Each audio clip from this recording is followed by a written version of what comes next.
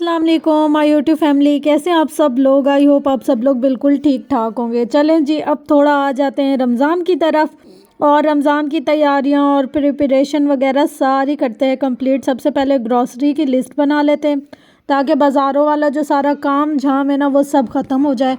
उसके बाद जब हम किचन से फ्री हो जाएंगे ना, फिर हम लोग अपनी इबादतों पर फोकस कर सकेंगे। इस दफ़ा ना हम लोगों ने डिसाइड किया है कि रमज़ान में कोई इतना एक्स्ट्रा खाना नहीं बनाना, बस जो एक दो बेसिक चीज़ें होती है वो बनाएंगे और जो मेन फोकस होगा ना वो इबादत पर होगा।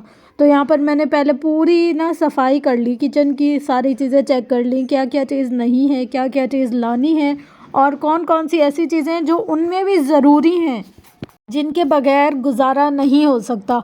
एक तो होता है कि बहुत लंबी लंबी लिस्ट बना लेते हैं, बहुत सारी चीज़ें बनाई जाती है रमज़ान में कि रमज़ान में हम ये भी बनाएं, ये भी खाएं, ये भी करें। खाने पीने के लिए तो फ्रेंड्स पूरा साल होता है, लेकिन इबादत के लिए सिर्फ ये एक महीना बहुत मखसूस होता है और जिसमें हमें पता है, गारंटी है कि हमारी इबादत कबूल भी होंगी और ये है कि हमारी दुआएं भी अल्लाह ताला की बारगाह में मानी और कबूल की जाएंगी। तो क्यों ना हम वो सारा वक्त उन चीज़ों को दें। तो यहाँ पर ना हम लोगों ने आज तो ये वाला पक्का कर लिया था कि जो किचन का काम है ना इसको ख़त्म करना है। तो पहले तो लिस्ट बनाई जाती है, क्योंकि लिस्ट बनाने से ये होता है कि इंसान को आसानी रह जाती है क्या चीज़ लेनी है, बस जो मेन है जिसके बगैर गुजारा नहीं हो सकता। बाकी एक्स्ट्रा कोई शशके नहीं किए मैंने। देखी कितनी छोटी सी लिस्ट बनाई है बेसिक चीज़ों की, और एक्स्ट्रा कुछ भी नहीं, जो बस फटाफट से काम हो भी जाए।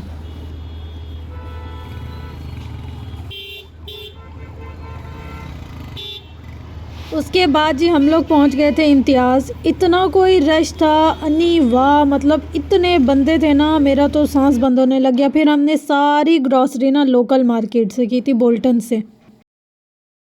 अच्छा, तो अब हम ना सबसे पहले काम करते हैं लहसुन वाला। लहसुन को छीलने का काम बड़ा टफ़ होता है, तो मैंने इसको रात में ही भिगो कर रखना था ताकि जब हम सुबह ना उठें तो ये वाला काम करने में आसानी हो।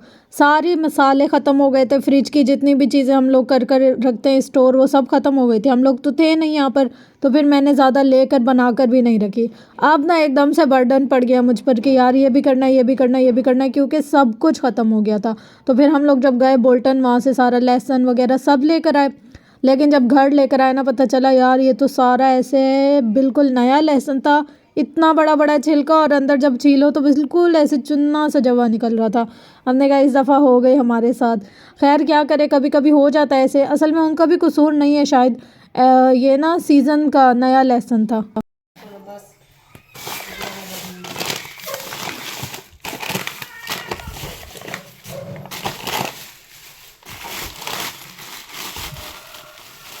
इस दफ़ा ना हम लोगों ने यही ग्रॉसरी की है, मतलब कि इंसान को समझ ही नहीं आती, इतनी महंगाई हो गई है, सब चीज़ों को मैनेज कैसे किया जाए। थोड़ा ना मैं तो इस दफ़ा बहुत ज़्यादा डिस्टर्ब हो गई थी, समझ ही नहीं आ रहा था। और कुछ ये था कि हमें ये नहीं पता कौन सा ब्रांड लेना है, कौन सा नहीं लेना। हम अपनी ज़बान के जायके के लिए अपने मुसलमान बहन भाइयों को अजियत या तकलीफ़ में नहीं देख सकते। तो मैंने यहाँ पर सारे महर मसाले लिए थे जो हमें रेगुलर यूज़ करने के लिए आते। ज़्यादा तो हमारे घर में यूज़ नहीं होते, लेकिन आपको पता है आगे ईद है और फिर रमज़ान में मार्केट जाना पॉसिबल नहीं होता, तो बस जो बेसिक चीज़ें थी ना बस वो ली मैंने। और ये वाइट मिर्ची ना काफ़ी ऐसे हो गई थी ना अंदर से, पता नहीं इसके अंदर क्या था, तो समझ भी नहीं आती इंसान को कि कब ना कहाँ से कौन सी चीज़ ले। अगर हम ब्रांड लेते हैं तो भी ये मसला है कि हम अपने मुसलमान भाइयों को अजियत नहीं देना चाहते, और अगर लोकल लें तो उसका कोई भरोसा नहीं होता। खैर यहाँ पर ना यंग्स वगैरह की, मुझे पता था कि ये पाकिस्तानी ब्रांड और इसमें कोई दिक्कत नहीं होगी, तो फिर मैंने ये वाली ले ली थी। तो समझे, ये हमारा रमज़ान का भी राशन आ गया था और ईद का भी राशन आ गया था। रमज़ान में ऐसा है कि किसी से कुछ खाया ही नहीं जाता, और इतना एक्स्ट्रा हम लोगों ने बनाने का सोचा नहीं था, तो बस ये बेसिक बेसिक जो चीज़ें थी ना वही सिर्फ टोटल यही ख़रीदी। अब इसमें से बेसन और चावल वगैरह ये चीज़ें रहती हैं, दालें वगैरह, वो ना मैं ऑनलाइन ऑर्डर कर दूँगी तो वो आकर डिलीवर कर देंगे, तो मुझे इतनी दिक्कत नहीं होगी। अब ना मेरा दिल थोड़ा मुतमईन है। टेंशन, मतलब कि अगर घर साफ़ सुथरा हो और सारी चीज़ें अपनी जगह पर सेट हो ना, तो दिल कितना मुतमईन और खुश हो जाता है ना। मैं तो सदके वारी जाती हूँ अपने घर के। जब मेरे घर के काम हो जाते हैं ना, मुझे ऐसा लगता है ओ खुदाया, मुझे किसी ने ना कोई हीरे मोती गिफ्ट कर दिए हैं, इतनी ज़्यादा मुझे खुशी होती है। और ना यहाँ पर बस जो मसाले खाली हो गए थे उनको फिल कर रही थी, जार्स वगैरह धो रही थी। हर 6 महीने बाद इन जार्स को धोना तो लाजमी होता है, नहीं तो हमारे आटे वाले हाथ, हमारे मसालों वाले हाथ सारे इन जार्स को ना पूरा ऐसे गंदा सा कर देते। तो बस यहाँ पर सारे जार्स को धोकर फिर मैं उनके अंदर सारे मसालों को फिल कर रही थी और फिर मुझे इतना सुकून मिल रहा था। आपने ये वाले मेन काम कर करना दिल खुश हो गया था मेरा।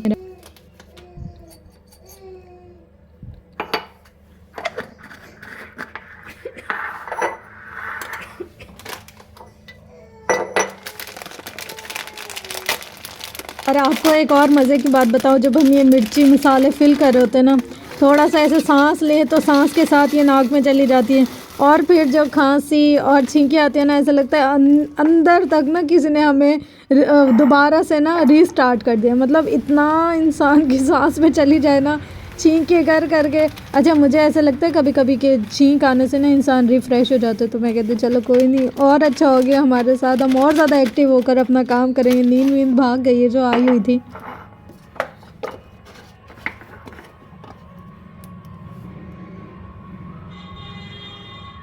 चलो जी, अब दिखाती हूँ आपको अपने शशके। वाह जी वाह। अच्छा, यहाँ पर देखें आप, मेरी दोनों शेल्फ जो है ना काफ़ी खाली खाली लग रही है। मतलब एक्स्ट्रा जो हमारे शशके थे ना वो सारे ख़त्म हो गए। अब बस मेन जो चीज़ें ना वही मौजूद है हमारे पास।